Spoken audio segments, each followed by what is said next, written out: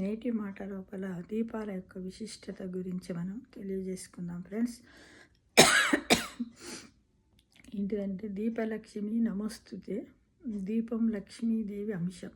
దీపం వెలిగించగానే మనము దీపలక్ష్మి నమో నమః అని పఠిస్తూ నమస్కరించాలని దీపాలలో రకాలను వివరిస్తూ ఆగమశాస్త్రాలు తెలియజేస్తున్నాయి ఫ్రెండ్స్. అయితే దాంట్లో చిత్రదీపం రంగురంగుల పొడులతో, అంటే రంగురంగుల ముగ్గుల పిండితో ముగ్గులు పెట్టి ఆ ముగ్గు మీద పెట్టే దీపం చిత్రదీపం. తర్వాత మాలాదీపం అంతస్తులుగా ఉండే దీపపు పల్లెలలో వెలిగించే దీపాలు. అంటే మనం ఒక్కొక్కసారి ఏంటిది చెమ్మెలు అంటాం చూడండి, చెమ్మెల మీద దేవాలయం లోపల కూడా వెలిగిస్తూ ఉంటాం కార్తీక మాసంలో. కింది నుంచి పై దాకా ఉంటుంది, అది మాలాదీపం. ఆకాశ దీపం అంటే గృహానికి వెలుపల ఎత్తుగా లేక మిద్దె మీద ఎత్తుగా పెట్టే దీపాలు. దీపాలను ఇలా వెలిగించి పెడితే భయాలు తొలగిపోతాయని అంటారు. ఇక జలదీపం నదులలో దీపాలను వెలిగించేది వదలడము జలదీపం అంట. మనం యాత్రా స్థలాలకు వెళ్ళినప్పుడు గంగా నదిలో, కృష్ణా నదిలో, కావేరి ఎక్కడైనా మనం కార్తీక స్నానానికి కానీ తీర్థయాత్రల్లో మనం గంగా స్నానం చేసినప్పుడు అలానే తడి బట్టలతో ఉంటే గంగ లోపల మనము అరటి దొన్నల్లో దీపాన్ని దాంట్లోకి వదులుతాం. అలాంటి దీపాలను, లేకపోతే అక్కడ గణపతి ఉంటే గణపతి ముందు దీపాన్ని వెలిగిస్తాం, దాన్ని జలదీపం అంట. ఇక పడవ దీపం, ఇది కూడా అంతే. నదీ తీరాలలో అరటి దొప్పల్లో దీపాలు వెలిగించి నీటిలో వదులుతారు. పడవలా వెళ్ళే ఈ దీపమే నౌక దీపము, పడవ దీపం అని కూడా అంటారు. దీన్ని కొద్దిమంది ఏంటంటే అరటి దొన్నలలో వదిలితే దాన్ని పడవ దీపం అంటారు. మనము ఈ నదిలో స్నానం చేసిన తర్వాత ఒక్కొక్కసారి ఏంటిదంటే దొప్పలు ఉంటాయి, ఆకులతో కుట్టిన దొప్పలతో కూడా దీపాలను నదులలో వెలిగించి వదులుతూ ఉంటాం. జలదీపం, పడవ దీపం. ఇక పోతే సర్వదీపం గృహంలో వరుసగా వెలిగించే దీపాలు సర్వదీపం. అంటే మనము ఇది దీపావళి అప్పుడు కార్తీక పౌర్ణమి, కార్తీక మాసం లోపల మనం ఇంటి ముందు మన గోడ పైన, ప్రహారీ గోడ పైన లైన్గా దీపాలను వెలిగిస్తాం. అవేంది సర్వదీపం అన్నమాట. ఇకపోతే మోక్షదీపం. మోక్షదీపం అంటే పితృదేవతలు సద్గతులు పొందాలని ఆలయ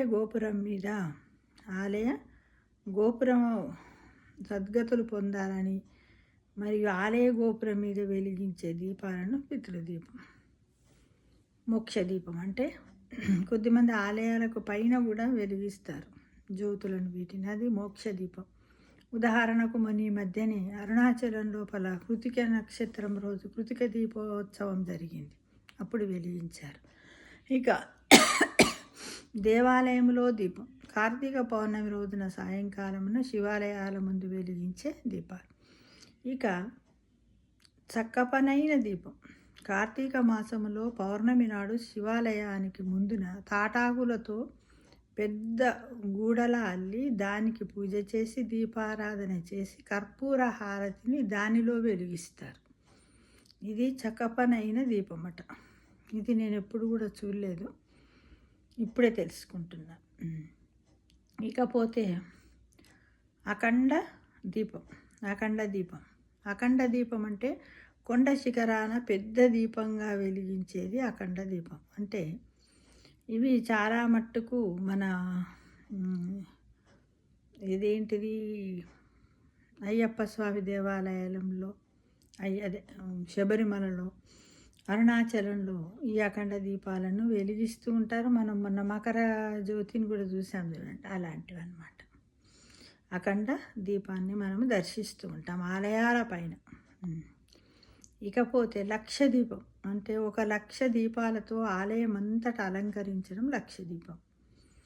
ఇవి కూడా ఆలయాల్లో అలంకరణ 12 సంవత్సరాలకి ఒకసారి పుష్కరాలు వస్తాయి కదా, అప్పుడు ఆలయాల్లో అలంకరించడాన్ని లక్షదీపం అంటారు, చేస్తూ ఉంటారు. ఇవి కూడా చాలా దేవాలయాల్లో. పిండితో చేసే దీపాలు అమ్మవారి ఆలయంలో మొక్కుకున్న ప్రకారం పిండితో దీపాలు వెలిగించేవి పిండి దీపాలు. కార్తీక మాసంలో ప్రతి గృహంలోనూ పిండి దీపాలు వెలిగించి పూజిస్తారు. కంచి కామేశ్వరాలయాల్లో కార్తీక మాసంలోని ఆదివారంలో పిండి దీపము శిరస్సున ధరించి ఆలయానికి ప్రదక్షిణలు చేసే ఆచారం కూడా ఉన్నదట. పిండి దీపం చేసి తలపైన పెట్టుకొని ఒక సుట్ట వేసి మధ్యలో అంటే ఒక కింద కంచుడు ఉంటుంది, దాంట్లో పెద్దగా పిండితో దీపం చేసి ఆవు నెయ్యి నూనె దాంట్లో కొంచెమంత చక్కెర పాలు పోసి దాన్ని చేసేసి లోపల ప్రమిదలాగా చేసి ఆ ప్రమిదలో నెయ్యి గిట్ల పోసి దాంట్లో దూదితోటి పత్తితో వస్త్రం పత్తితో ఒత్తి చేసి పెట్టి వెలిగించి తలపైన పెట్టుకొని ప్రదక్షిణాలు చేస్తారట. ఇకపోతే వృక్ష దీపం ఒక వృక్షం వలె ఉండే అంతస్తులు గల కొమ్మల్లా ఉండే ఆలయం స్తంభాలలో వెలిగిస్తారు. ఆలయ స్తంభాలలో దీపాలు వెలిగిస్తారు. సాధారణంగా కేరళ దేవాలయాలలో ఈ వృక్ష దీపాలు అధికంగా ఉంటాయి. చిదంబరం, తిరుమలై ఆలయాల్లో కూడా వృక్ష దీపాలను మనం చూడవచ్చు ఫ్రెండ్స్. అంటే ఇన్ని రకాల దీపాలు ఉన్నాయి. మనకు మామూలుగా మనం తెలియకుండానే మన ఇంట్లో వెలిగిస్తూనే ఉన్నాం కదా. కాకపోతే ఇన్ని రకాలు ఉన్నాయి. ఇది అన్నమాట దీపంకి ఉన్నటువంటి విశిష్టత. ఏది చేస్తే ఏమవుతుంది, మనకు మామూలుగా మనం దేవాలయాలలో మనం ఉన్న చోట తెలంగాణలో కానీ మనం ఏంటి ఎక్కువ మట్టుకు ఆకాశ దీపము, కార్తీక దీపము, జ్యోతులను వెలిగిస్తూ ఉంటాము. ఎప్పుడు గణపతి నవరాత్రి ఉత్సవాలలో 108 జ్యోతులని ఎన్నో మనకు తోసినన్ని జ్యోతులతోటి స్వాస్తికు ఓం రాసి దేవుడి ముందర వెలిగిస్తూ ఉంటాం. అలానే కార్తీక మాసంలో శివాలయంలో విష్ణు ఆలయాలలో కూడా ముక్కోటి ఏకాదశి అప్పుడు విష్ణు ఆలయాల్లో వెంకటేశ్వర స్వామి దేవాలయాల్లో కూడా మనము రుద్రవత్తులను వెలిగిస్తూ ఉంటాం. ఈ విధంగా రకరకాలు వెలిగిస్తూ ఉంటాం. అంటే పిండితో చేస్తాం, జ్యోతులు మొక్కుకుంటాం, ఇంట్లో కూడా పెట్టుకుంటాం, ఉసిరి దీపాలను వెలిగిస్తాం కార్తీక మాసంలో. ఈ విధంగా మనము చాలా అంటే దీపాన్ని వెలిగించడం వల్ల అందరికీ తెలుసు ఏంటిది మనలో ఉన్న అజ్ఞానం అంటే చీకటి అనే అజ్ఞానాన్ని ప్రాలదోలి వెలుగు అనే జ్ఞానాన్ని నింపుతుందని మనం అందరం నమ్ముతూ ప్రతి ఒక్కరం కూడా ప్రతిరోజు దీపారాధన చేయడానికి మరియు కొన్ని విశిష్టమైనటువంటి మాసాలలో ఖచ్చితంగా దీపారాధన దేవాలయాల్లో కానీ గుడిలో కానీ తులసి ముందర కానీ ఇంట్లో కానీ 365 ఒత్తులు తోసిన కాడికి లేకపోతే నీటిది దారంతో చేసినటువంటి కార్తీక ఒత్తులను వెలిగించి అందరూ మోక్షప్రాప్తులం కావాలని ఆశిస్తూ మరి ఒకసారి అందరికీ కూడా హ్యాపీ న్యూ ఇయర్.